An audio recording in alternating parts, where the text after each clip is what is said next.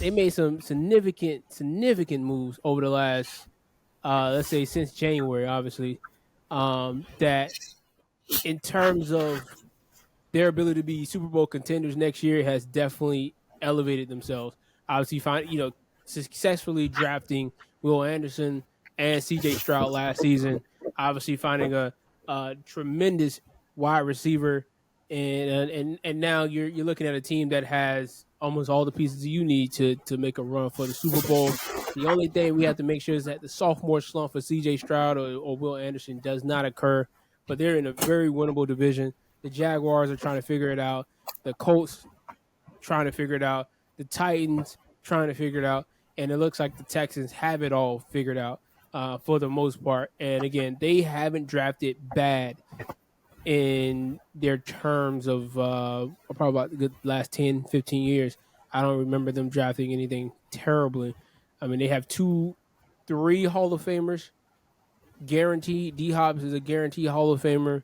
He just got Andre Johnson in there in the Hall of Fame. We got J.J. Watt going to the Hall of Fame. I mean, Brian Cushing, if he didn't have those issues with the other additions to his abilities, his talents, he probably would have been in the Hall of Fame as well. Their team has been producing some Hall of Fame type of talent. Vince Wilfork actually played there for a brief moment, and he's a Hall of Famer, obviously underneath the Patriots banner, but he's a Hall of Famer. I don't know anybody else that's more successful than those guys in the last 15 years in terms of the AFC South and producing Hall of Fame talent. But they don't have anything else to show for it in terms of rings. But that's here nor there. What's your take on the Texans pickups since February till March? What's your take? Texans have done a great job. They shored up on Dalton Schultz, made sure they got him under contract, did that real good. Like the pickup of Danielle Hunter, shoring up that defensive line. Obviously, you got Will Anderson. He can play his part, but Danielle Hunter, he's a surefire pass rusher, so you sure that up for him. Obviously, you got Will. They shored up Desmond King, got themselves another linebacker, so what they lacked on defense last year, they should have this year. Obviously, you're hoping, like you said, you don't want that sophomore slump. And if they can keep all that together, they should be just fine, primed and ready for the playoffs, and hopefully maybe contend for an AFC championship early on without having to pay somebody. Yeah, that's the key to winning anything. You gotta make sure you're able to do something significant with your quarterback within the first 3 years compared to waiting until after they done popped, and all of a sudden now you got to pay a tremendous amount of money, but you ain't got nothing to show for it. I.e., Right. We'll talk about them later. The C boys over there in Dallas, they like to pay people with no results. But the Texans, let's see, since February 1st, they re-signed John Weeks, they signed Marcus Haynes, they had re-signed D'Angelo Ross, they had re-signed Dieter Eastland. And in March, they had re-signed Dalton Schultz, like you said.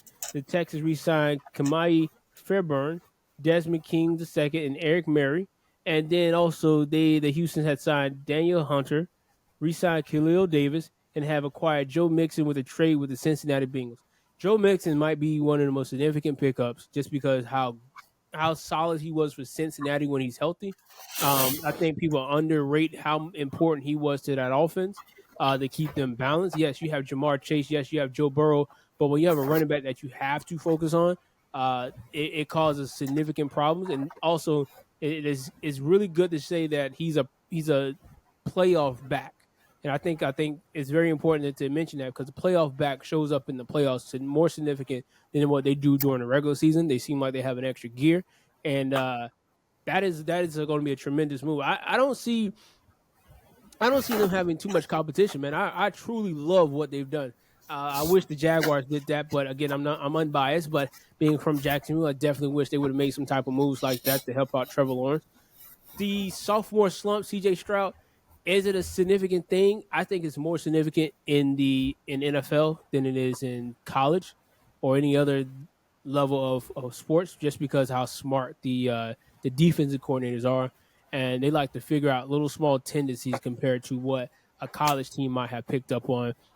Because your team is technically, if you're a good team, for the most part, you're kind of level on what you have in your franchise. So my wide receivers are this, my running back is this, my O line is this, my quarterback does this, and your defense does X, Y, and Z. But if I'm a defensive coordinator, I don't really care what the defenses do. I don't care what additions you have on defense. All I care about is seeing, okay, you added this left tackle or this right tackle or this running back. This is what he does. This is his tendencies. You added this wide receiver. This is his tendency. Your quarterback tends to blink left just to go right. My cornerback gonna be out there waiting. So I think the Texans, as long as that sophomore slump doesn't hit them, they will be very big contenders against Kansas City. Um, I mean, I mean, I've never seen an Ohio State quarterback perform so well. So, uh, so he's definitely breaking some stereotypes on my in my book. So, what's the peak for CJ Stroud? MVP? Oh yeah, he can. Oh yeah, most definitely. Like I said, just from what I saw in the college tape, I was like, okay, he could definitely perform on NFL level. I don't think anyone expected, even though I said he'd be nice, I didn't think he would do what he did last year. So if he can continue on to that, he'll definitely be an MVP. Mm. Yeah, I say I give him 3 to 5 years, especially if they could get some more talent around him. Obviously, Tank Dell and Nico, they are nice, but hey, something a little better wouldn't hurt to have. I mean, like I said, imagine if Chris wants to leave the Saints real quick.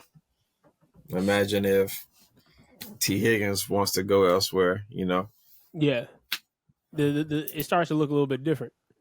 It starts to look a little different. So we'll see what comes of it, but I think he could definitely vie for MVP. Will they ever be Super Bowl? Maybe. I think it Super really Bowl depends on their contenders? talent around them. I think they'll contend, but I don't know if they'll ever win with the talent that they have right now. Anyways, I, that pickup, I'm that not. Joe Mixon pickup was definitely something that was Cincinnati's going to miss him, but obviously they can't pay all the people that they need to pay. So that's a very Yeah, good pickup for them.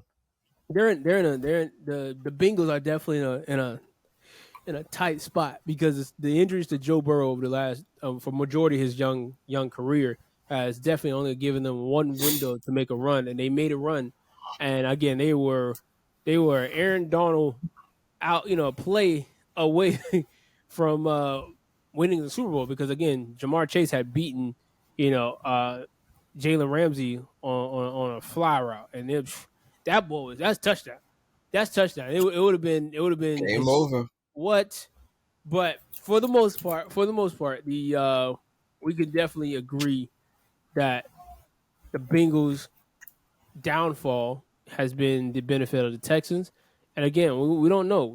Higgins might be something that turns out to be something that the Texans might be able to pull off. I don't know.